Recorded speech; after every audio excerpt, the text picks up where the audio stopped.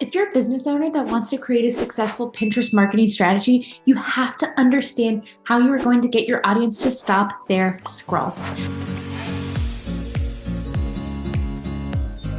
I've been covering the 4 pillars that make up a Pinterest marketing strategy. The first pillar was keywords. So go back to my keywords video if you missed that one. And today's video, I'm covering the second pillar that makes up that strategy, and that is creating scroll stopping pins.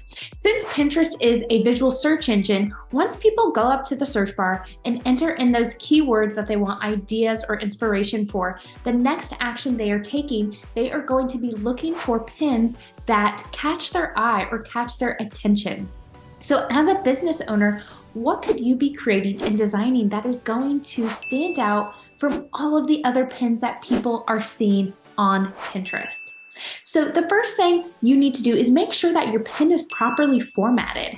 I've seen people share content directly from a platform like Instagram, and when they share that without first optimizing it, it shows up as a little square box and it's not properly formatted. And that looks kind of funky. And when people feel like that content doesn't belong, then they just keep scrolling. So that's definitely a big no-no. So number one, you need to make sure that you are properly formatting your pins. So on Pinterest, the content is vertical. It's a 2:3 ratio. So if you're creating a standard or a video pin, you can often do 1,000 by 1,500. That's the recommended size. So that 2:3 ratio.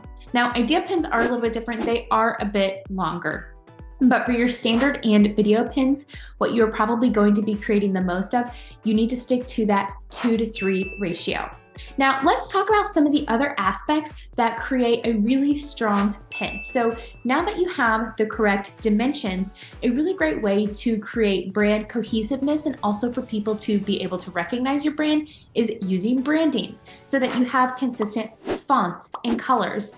You don't want all of your pins to look the same, but you want people to recognize your brand, because once they recognize it and they understand that you are creating amazing content, they're more likely to take action on those pins they see that are yours. So number one, make sure you have the correct format. Number two, have really great branding. So the colors, the fonts, and pro tip when we're talking about fonts, I always try to stay away from scripty font. If people don't quickly understand what your content is about when you're scrolling or when they are scrolling, you are going to lose them. If it's hard to read, keep that in mind. A lot of pinners are looking at Pinterest on their mobile device. So also think about that your pins are also going to be even smaller when they are viewing that content on the mobile device. So now that you've properly formatted it, you are using branding, making sure that your content is super easy to read. Also, make sure that you have really bright, clear, crisp content. So with your images, you want to make sure that it is getting across the point that you want to make. And like I said, that you have really bright images that's going to catch their attention. And so stay away from anything that's like dark or moody, and make sure that it aligns with your content. I found that with my clients and even with my own account, when I use pictures of myself or my actual content, when I use lifestyle images, that typically performs better than using stock photos.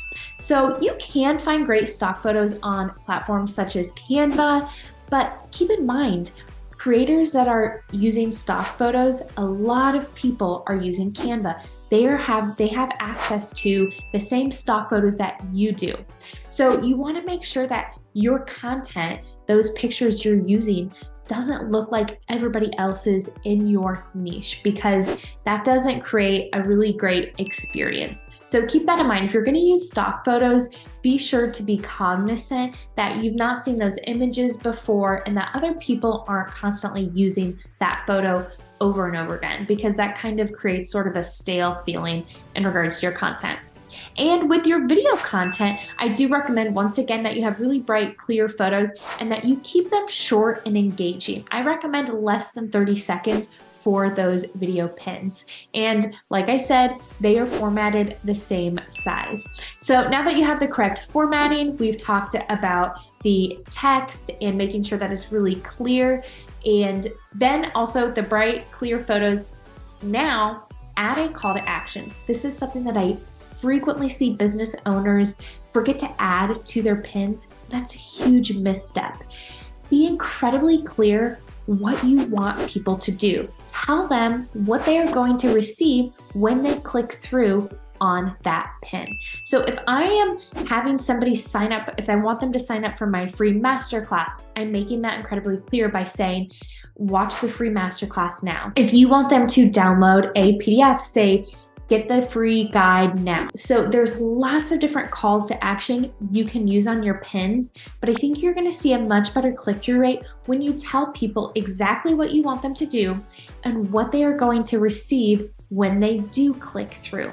And obviously that's really important that you're getting people to click, because that's the whole point of Pinterest. You are driving traffic to wherever you want that person to go, whether that be your lead magnet, your blog, your podcast, your YouTube.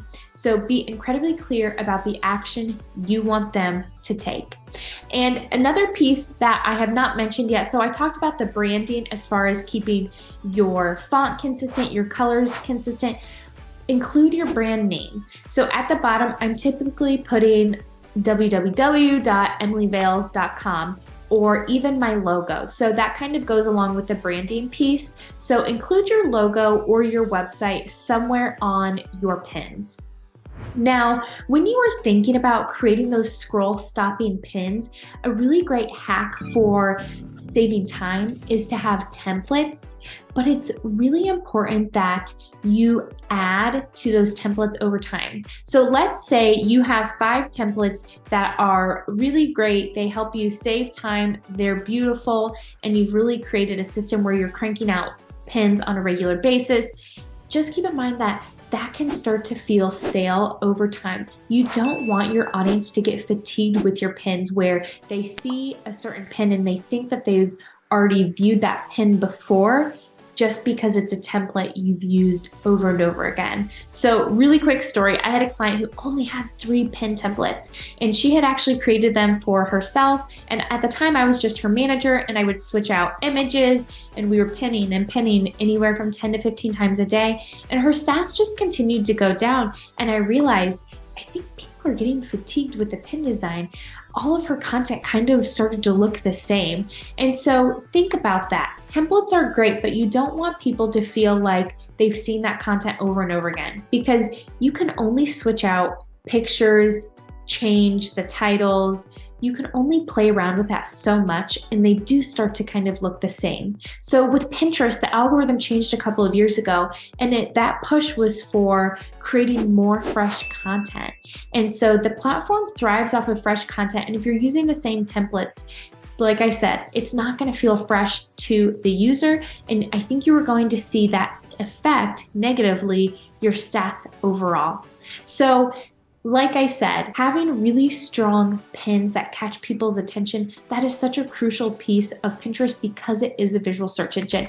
One last pro tip before I jump off here today, another great way to see what other people are doing, you can do a quick search for your niche and see what people are doing with their pin designs, with those pins that are indexed the highest. So when you type in a search, the pins that show up at the top of that search, those are the highest ranking pins for that specific keyword research that you just performed. So I always look at those pins at the top and I think about, what is it that is causing that pin to rank high?